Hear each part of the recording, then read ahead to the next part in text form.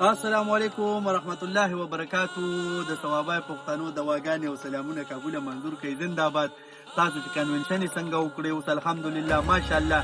تاسو چې دا کمپینونه څنګه چلوئ د پی ټي آی دپاره نو د ثوابای ټولو پښتنو ته زما د زړه د کومې نه سلام او دواګانې.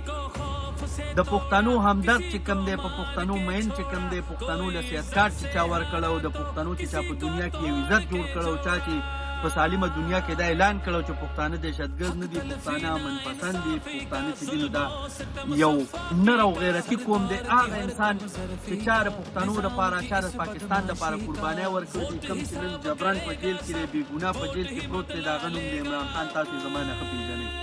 هغه ټیکټ ورکړی دی اسد کیسر لا او عقیب الله خان. اسد کیسر صاحب چې کومه قرباني ورکړې ده د یورولو نه ده چې په اسمبلی کې د سپیکر د سیټ نه استعفا ورکړه چې خان صاحب په اسمبلی کې زه به پکې یم.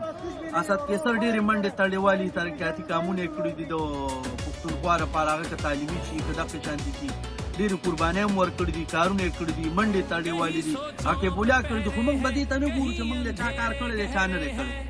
اسد کیسر خو زموږ عزیز دی، زموږ د خپلې علاقې سړی دی، پښتون دی.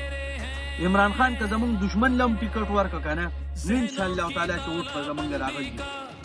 د ثوابای د عوامو د طرف نه زه ټولې پښتونخوا له چیلنج ورکوم چې انشاءالله تعالی زموږ ستاسو به مقابله یو چې څوک به خپل لیډر په ښه ووټ کې پاس کوي. انشاءالله په ښه لیډ باندې پاس کوي. اسد کیسر او عقیب الله خو به انشاءالله تعالی موږ په داسې لیډ باندې پاس کوو چې دا سالم پاکستان بیا ساتي. خو پښتنو ته ثوابیوالو ته مې دا درخواست خپل وروڼو خویندو مشرانو کشرانو ته چې کوم خلک پوه دی په دې حساب باندې دا یو ویلچیر دی د اسد کیسر نښه ده، دا بل چې دی دا مور دی تاوسو دا د عقیب الله نښه ده.